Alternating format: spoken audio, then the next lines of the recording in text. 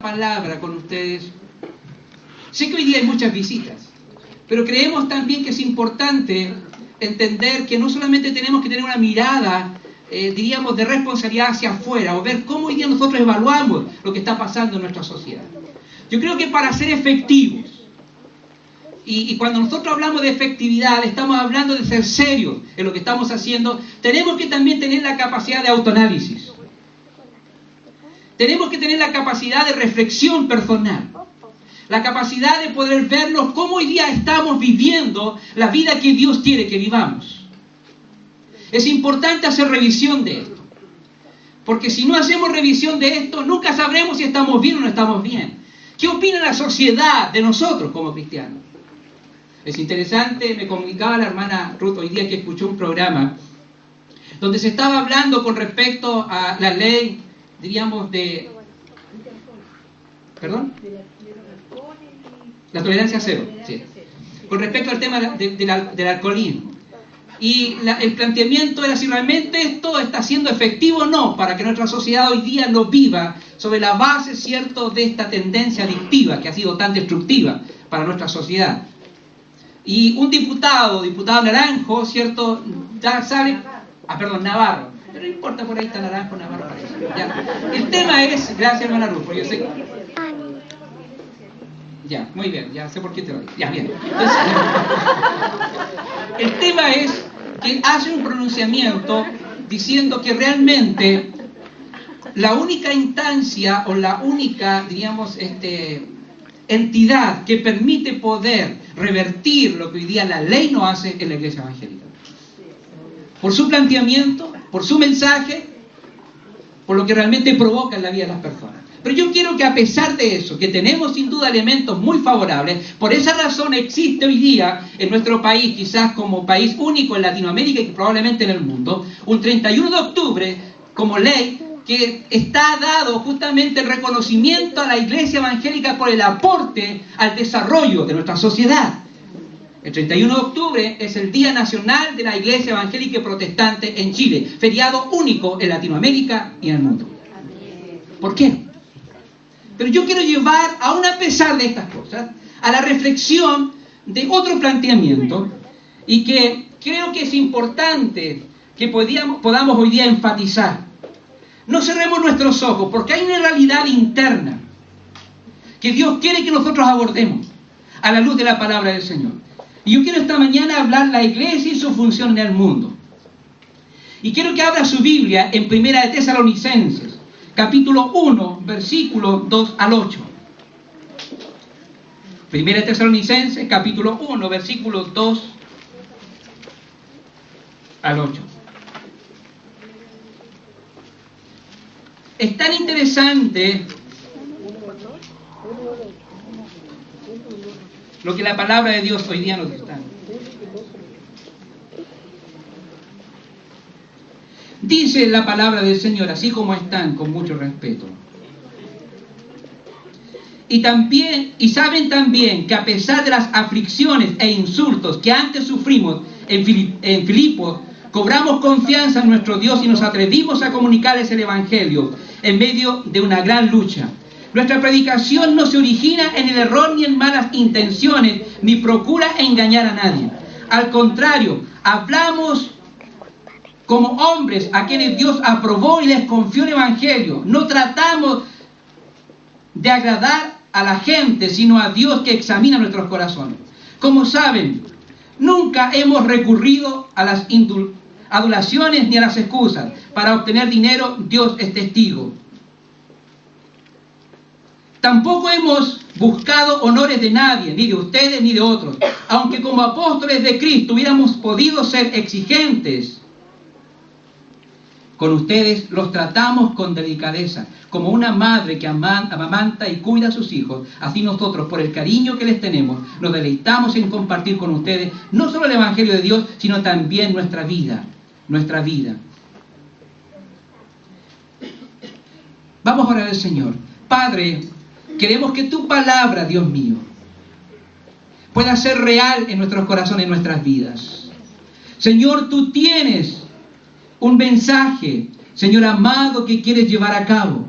y que quieres cumplir y que quieres desarrollar, Padre Santo, en nosotros y a través de nosotros. Señor, yo te pido en esta hora que tú nos dirijas, que tú estés con nosotros, que tú, Señor amado Dios, nos permitas poder, Señor, oh Dios, entender tu mente, tu corazón, tu pensamiento en cada uno de nosotros. En el nombre de Jesucristo pedimos esto. Amén. Quiero que ahora salte, por favor, y de vuelta a la página, a segunda de Tesalonicenses, capítulo 1, del versículo 2 en adelante, que dice: que Dios el Padre y el Señor Jesucristo les conceda gracia y paz. Hermanos, siempre debemos dar gracias a Dios por ustedes, como es justo, porque su fe se acrecienta cada vez más y en cada uno de ustedes sigue abundando el amor hacia los otros.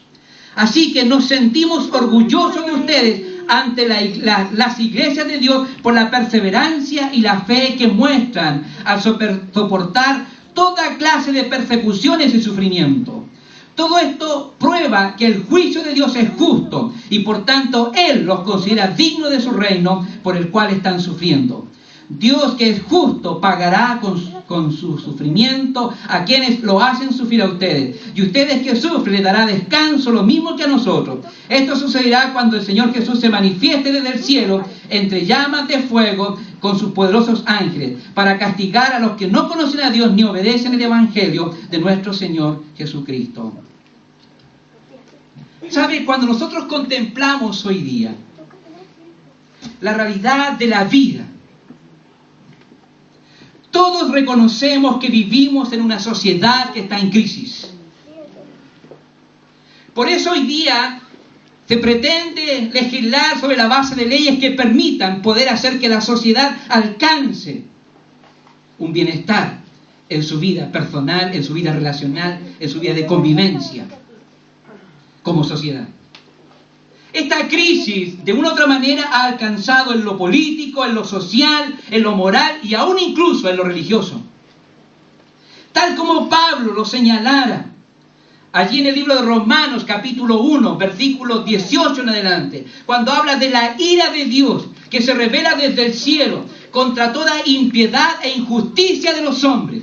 Y ahí hace toda una descripción de cómo el comportamiento del hombre es la causa por la cual la mirada de Dios es de dolor y sufrimiento, de descontento. Cómo el hombre ha cambiado hoy día su razón de vivir y ha desvalorizado el concepto de la dignidad, el concepto del respeto en nuestra sociedad.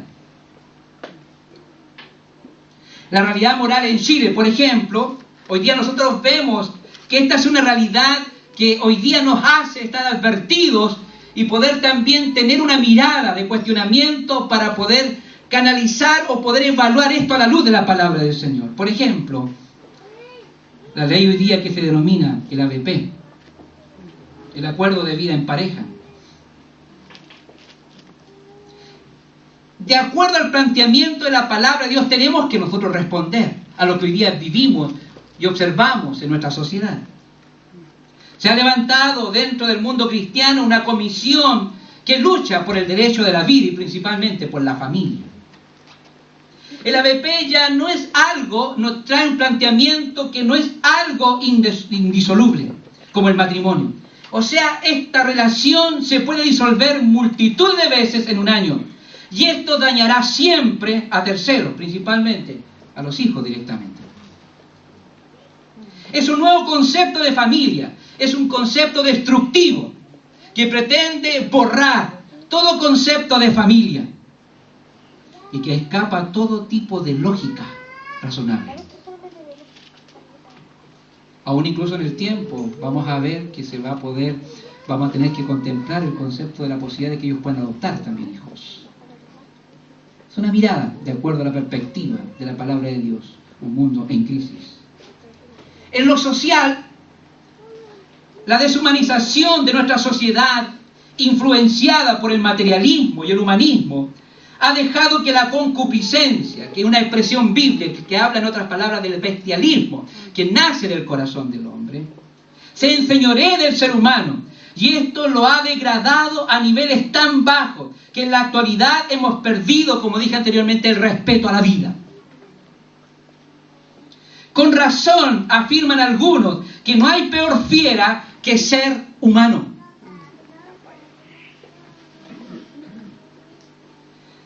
¿Qué somos para el sistema imperante hoy día de nuestra sociedad? Simplemente un número, un engranaje, objetos sin valor humano, pero sí con valor comercial. Porque cuanto tienes, tú vales. Estamos en el declive de la raza humana. Somos gigantes, quizás en lo tecnológico, pero hoy día enfáticamente podemos decir que somos pigmeos en los valores sociales y espirituales. Joseph McDowell, un gran escritor, hablando acerca principalmente a la juventud y cómo él aboga tremendamente por la familia, un gran psicólogo, un gran terapeuta, un gran conferencista, decía con respecto a esta realidad, dice, nuestros hijos se están criando en una sociedad que en general ha rechazado las ideas de la verdad y la moralidad. Una sociedad que ha perdido la habilidad de discernir entre lo que es bueno y lo que es malo. La verdad, decía él, se ha convertido en una cuestión de gusto. La moralidad ha sido reemplazada por la preferencia individual. La promiscuidad, la deshonestidad, la irresponsabilidad y la violencia forman parte de un estilo de vida cuando perdemos la esencia de los principios valóricos emanados por la palabra de Dios. Esta realidad, hermanos queridos, refleja el cumplimiento profético de la manifestación, como decía Pablo en el libro de Tesalonicenses, del hombre de pecado. Y luego hace Pablo mismo una descripción de la realidad existente en nuestra sociedad hoy día en 2 Timoteo capítulo 3, los primeros versículos, cuando él dice, debes saber que también en los últimos días, antes de que llegue el final del mundo, la gente enfrentará muchas dificultades. Habrá gente orgullosa que se creerá más importante que los demás. No respetarán a Dios ni obedecerán a sus padres, sino que serán mal agradecidos y ofenderán a todos. Serán crueles y violentos, no podrán dominar sus malos deseos, se llenarán de odio, dirán mentiras acerca de los demás y odiarán a todo lo que es bueno. No se podrá confiar en esos orgullosos, porque actuarán sin pensar. En vez de obedecer a Dios, solo harán lo que les venga en gana. Solo harán lo que les venga en gana. Mire, qué interesante. Yo quise denotar principalmente esta frase. Dirán que aman a Dios, pero con su conducta demostrarán lo contrario.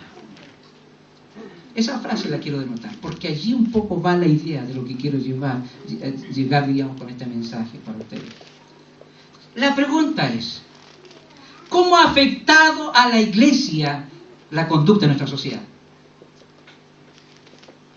Ahora, es tan importante analizar esto, porque cuando nosotros analizamos, por ejemplo, la historia de Israel, una historia que habla de 400 años de esclavitud en Egipto, ¿cómo afectó en el peregrinaje que él experimentó en el desierto su vida con respecto a Dios? Con tanta prontitud y facilidad, después de haber salido por mano poderosa de Dios, caen en la idolatría. ¿Por qué? Porque la cultura egipcia afectó la conducta y el comportamiento de un pueblo que era especial y diferente. ¿Cómo hoy día la iglesia es afectada por una conducta con estas características? ¿Qué responsabilidad tiene la iglesia hoy día para con nuestra sociedad? ¿Qué influencia e impacto hoy día nosotros estamos provocando a nuestra sociedad? Y la pregunta quizás más, digamos, específica que quiero hacer, ¿qué piensa nuestra comunidad de nosotros los cristianos? Dejemos que la sociedad hable. Dejemos que la comunidad hoy día o la sociedad nos evalúe. Y sabe, estos días compartía con los jóvenes en su vigilia que tuvieron la semana pasada. Cuando hablamos acerca de fe y obras, cuando se habla de señales de vida, en nuestra sociedad. Tenemos que mostrar que hoy día estamos vivos. Pero tienen que haber señales que nos hablen de esto. Veíamos una estadística que en Chile realizó la encuesta CEP. Y la encuesta CEP, que se realizó ahora más o menos por ahí por junio, julio de 2014, cuando habla principalmente de la entidad que tiene mayor confianza en nuestro país. Y tengo aquí justamente este gráfico, me habría gustado haberlo mostrado en PowerPoint, que lo teníamos, pero lo busqué, pero alguien, ¿cierto?, se infiltró para arrebatarme esa información. Pero como es un hombre preparado, lo tengo aquí. Habla y dice esta encuesta que la entidad de mayor confianza a la ciudadanía es Carabineros de Chile, con un 56% de credibilidad. Y luego entonces empieza descendiendo las Fuerzas Armadas, la PDI, el gobierno con un 32%, la Iglesia Católica con un 30%, las municipalidades con un 30%, los movimientos estudiantiles con un 26% y la Iglesia Evangélica con un 25%. Los peores evaluados son los políticos, un 6%, o los partidos políticos. Una estadística recién, ¿cierto?, hecha por esta entidad. ¿Sabe? Cuando yo pienso en esto, me hace reflexionar en lo siguiente. Me lleva a pensar y a revisar y evaluar mi vida como cristiano. Como cristiano, tenemos que hoy día evaluar cómo estamos haciendo o qué estamos haciendo mal o qué hemos dejado de hacer.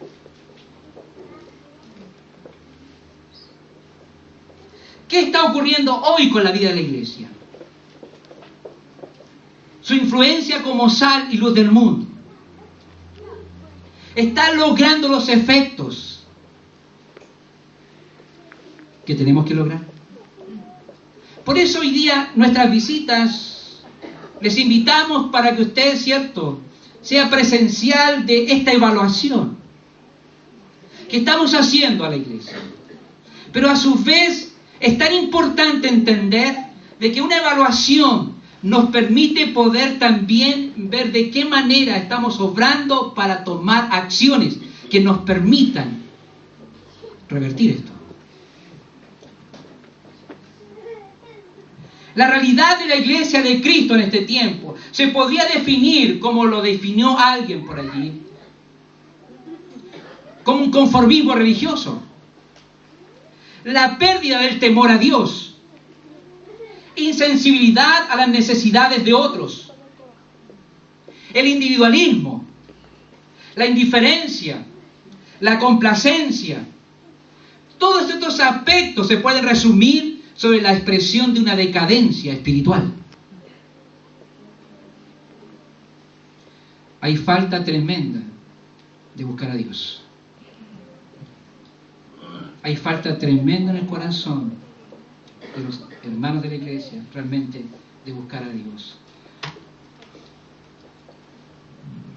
Llegó una frase célebre esta semana, un pensamiento de Tozer, un teólogo, un hombre reconocido en el mundo cristiano, diciendo lo siguiente: el corazón negligente pronto será un corazón invadido por pensamientos humanos. La vida descuidada pronto se convertirá en un caos moral. Así la iglesia que no está celosamente protegida por poderosa intercesión y sacrificio. Nuestro descuido espiritual va a ser invadido por pensamientos humanos. Nuestra vida descuidada pronto se convertirá en un caos moral. Tras el fracaso y tras el conflicto moral que pueda experimentar cualquier hombre o mujer de Dios, siempre va a estar precedido por un desapego, por una indiferencia y un distanciamiento en buscar a Dios, siempre. Por eso es que es tan importante hoy día entender estos conceptos. Lejos de Dios, sin un anhelo ferviente de estar en su presencia, ¿en qué clase de cristianos nos podemos convertir? Lejos de Dios, sin buscar la palabra, sin leerla, sin querer escudriñarla, sin querer realmente nutrirnos, sin querer ser enseñados por ella. Lejos de Dios, sin querer buscar a Dios a través de la oración, sin querer estar en tiempo de intimidad con Dios como Él anhela tanto tener con nosotros. La pregunta es, ¿en qué clase de cristiano me convierto?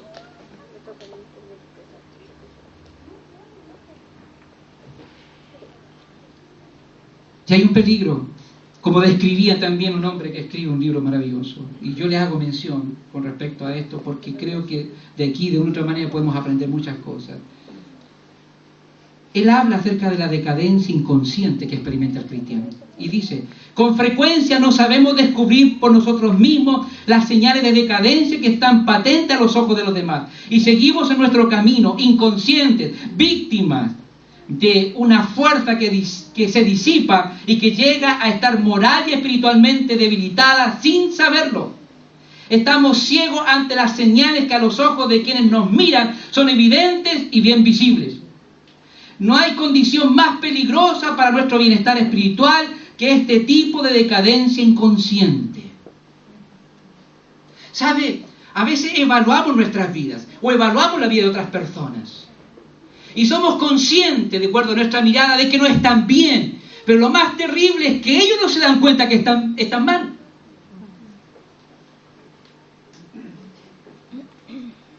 Decadencia inconsciente. ¿Sabe?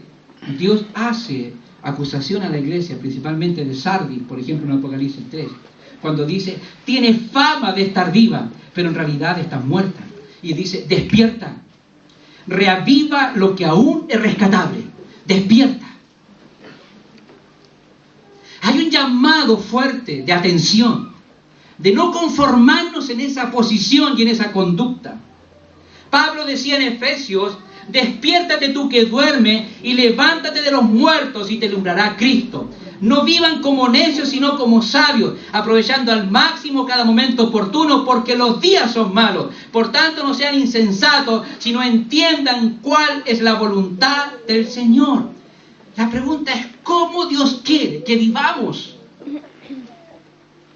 No es como yo he adoptado, como yo he creído, o como yo he seguido y he vivido mi vida cristiana, es la correcta. Yo tengo que evaluar mi vida cristiana sobre la base de las Escrituras, la palabra de Dios. Amén.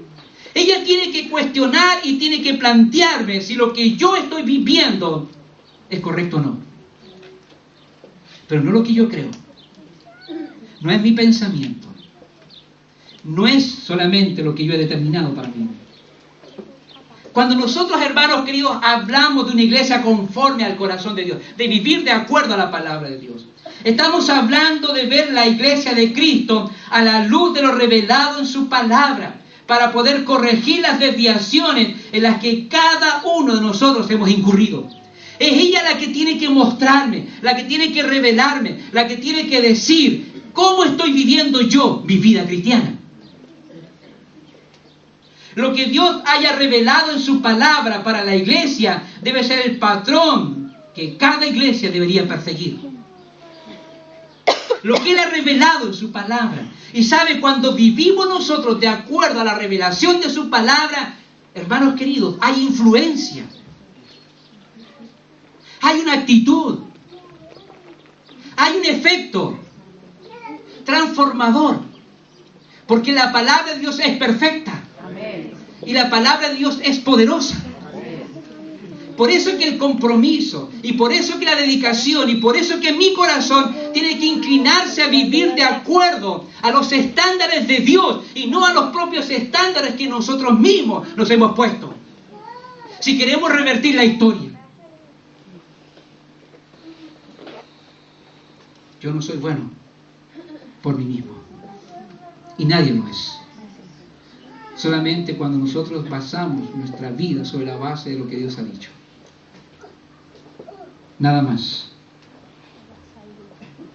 Esta mañana veíamos en nuestra clase de escuela dominical que los principios de Dios fueron planteados para poder rescatar un estilo de vida en su iglesia, que está señalado sobre la base de dos principios: el respeto y la dignidad. experiencias que hoy día se han perdido. El hombre fácilmente hoy día rompe, quiebra estos principios. El gran conflicto en nuestra sociedad hoy día es un conflicto relacional, un conflicto de relaciones, y que trae una secuencia de situaciones también malas en la sociedad hoy día, porque un corazón que está dañado, herido, un corazón que no ha logrado sanar de heridas, de sentimientos negativos, ha guardado rencores, resentimientos sobre aquellas cosas que han hecho contra mí, no podemos esperar que va a tener un comportamiento sano frente a la sociedad. Un corazón herido va a tener acciones heridas, pero un corazón sano va a poder sanar a otro.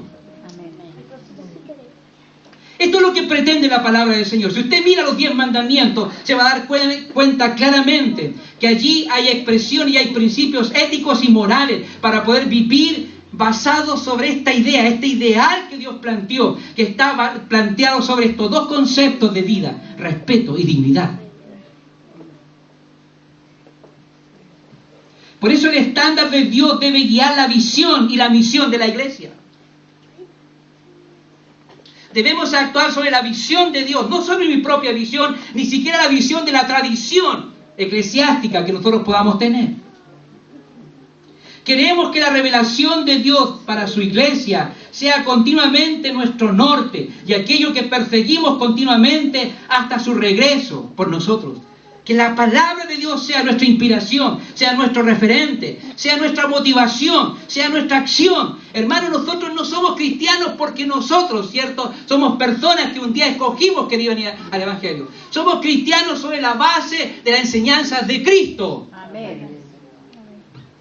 Y esto tiene que marcar la diferencia. Tiene que hacernos personas diferentes a lo que hoy día es el común de nuestra sociedad. ¿Sabe? Alguien decía, la vida tiene muchas decepciones. Pero creo que no existe ninguna tan grande como la que resulta de haber sido objeto de un abuso bíblico. Mira qué fuerte es esto. Vamos a explicar un poquito más con respecto a esto. Usted lo decía David Ormachea. Él decía, es decepcionante descubrir que uno ha sido víctima de quien, incluso sin saberlo, tuerce las escrituras o desvía el significado. Creo que no hay mayor decepción que haber creído algo con todo el corazón y con toda sinceridad para luego descubrir que la información recibida era una falacia errónea y un riesgo para su crecimiento espiritual. Asistir a una congregación con líderes bien intencionados, pero mal preparados en no actuar conforme al corazón de Dios. El tema es que si nosotros no tenemos una buena teología, como decíamos esta mañana, no podemos tener una buena acción. No puede haber una consecuencia buena. Si no tenemos una buena teología, si interpretamos mal las Escrituras, no podemos vivir bien en la vida. Es importante hoy día descubrir, es importante hoy día buscar la esencia, el espíritu y buscar el contenido auténtico de las Escrituras, la palabra de Dios, para que nuestra vida sea afectada positivamente para con otros. ¿Sabe? Hay una frase que Cristo dijo en Marcos 2:24. Dice, erráis, ¿por qué? Porque ignoráis las Escrituras. ¿Sabe lo que significa el concepto ignorar? Ignorar en el original no se refiere al que no sabe, sino que se refiere al que tiene la oportunidad de aprender y no lo hace. Eso significa ignorancia. O sea, aquel que sabiendo leer, no lee. Esto es ignorancia, esto es errar. Teniendo la verdad, no vivir a la luz de ella. Conociendo la verdad, no aplicarla en la vida práctica. Esto es ignorancia. Jesús dice, ustedes están cometiendo un error porque voluntariamente no quieren acceder a un conocimiento que tienen a la mano. Entonces, errar significa salirse del camino, perder la ruta, ir al rumbo, a la herejía. Simplemente porque no queremos aprender. No queremos vivir lo que Dios quiere enseñarnos. Solamente interpretando bien la Biblia podemos tener congregaciones conforme al corazón de Dios, porque la verdad divina no fue revelada para que sea leída y admirada, sino para que sea bien interpretada a fin